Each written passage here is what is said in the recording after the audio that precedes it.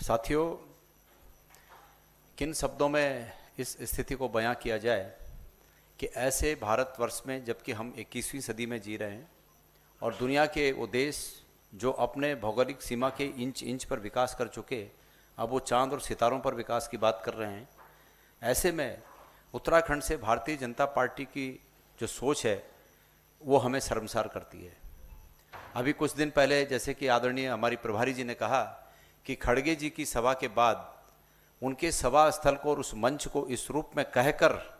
कि यहाँ पर से एक व्यक्ति ने आकर संबोधित किया और ऐसे में इस मंच को शुद्धिकरण किया जाना है और वो सब उसकी वीडियोग्राफी जारी की गई,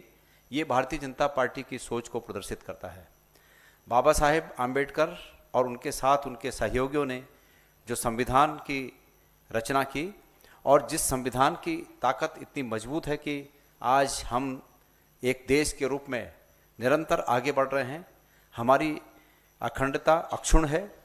उस ताकत के सामने आज भी ऐसे विचार हैं जो विचार इस देश को और हमारे समाज को कमज़ोर करने में लगे हुए हैं। हम हल्द्वानी में हुई इस घटना की कड़ी निंदा करते हैं, भर्त्सना करते हैं और प्रदेश कांग्रेस कमेटी के अध्यक्ष होने के नाते मैंने अपने सभी संगठन के सभी जिलों को यह ऐलान किया है कि इस भावना का पुरजोर विरोध किया जाए। समय पर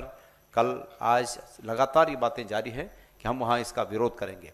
साथियों, मैं हमारे उत्तराखंड के अनुसूचित समाज के तमाम उन भाइयों से, बहनों से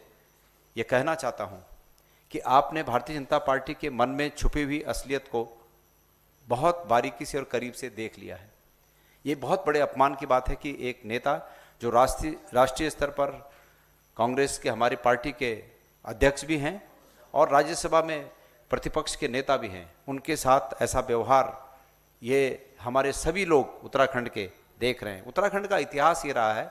कि हमारा सभी, चाहे किसी भी जाति बिरादरी के लोग हों, आपस में भाईचारा रहा है। मैं समझता हूँ कि पूरे देश में उत्तराखंड एक ऐसा राज्य है कि अतीत में भी सभी जातियों के प्रति एक दूसरे का भाव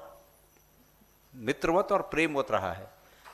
हमको बचपन की यादें हैं कि हम चाहे किसी भी जाति का व्यक्ति हो, अगर वो उम्र में बड़ा है तो हम उनको रिश्ते से ही पुकारते हैं और उन्हें मतलब पहले आदर के रूप में छोटा व्यक्ति उम्र में बड़े व्यक्ति को प्रणाम करता है, नमस्कार करता है। तो हम उस संस्कृति के लोग हैं। लेकिन आज भारतीय जनता पार्टी की संकीर्ण सोच ने समाज में दरार पैदा करने की कोशिश की है, ये वहाँ के लोग होने नहीं देंगे। मैं एक अंतिम में एक वाक्य कहना चाहता हूँ कि हमारे अनुसूचित जाति के भाइयों से, बहनों से और युवाओं से मैं ये कहना चाहता हूँ कि अतीत में जिन संघर्षों के साथ आज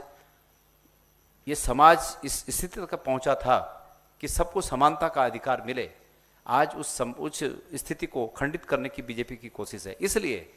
जब भी कभी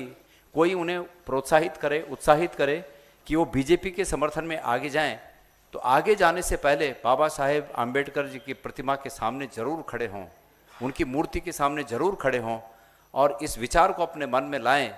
कि बीजेपी का समर्थन करने हेतु जाने से पहले इस बात का विचार करें कि उनके इस कदम से ये भारत की, हमारे पूरे समाज की जो एकता, अखंडता और समाज को एक साथ आगे बढ़ने की जो संविधान की भावना है वो हतोत्साहित होती है। इसलिए कदमों को रोक दें। मैं निवेदन करता हूं कि इस बात की ग्राह्यता को हमारे सभी लोग समझेंगे और जिस प्रकार से हमारा प्रदेश पहले से ही इस बात के लिए मशहूर है कि यहाँ सभी जातियों, धर्मों के लोग एक दूसरे का सम्मान करते हैं, इस दिशा में आगे बढ़ेंगे। धन्यवाद।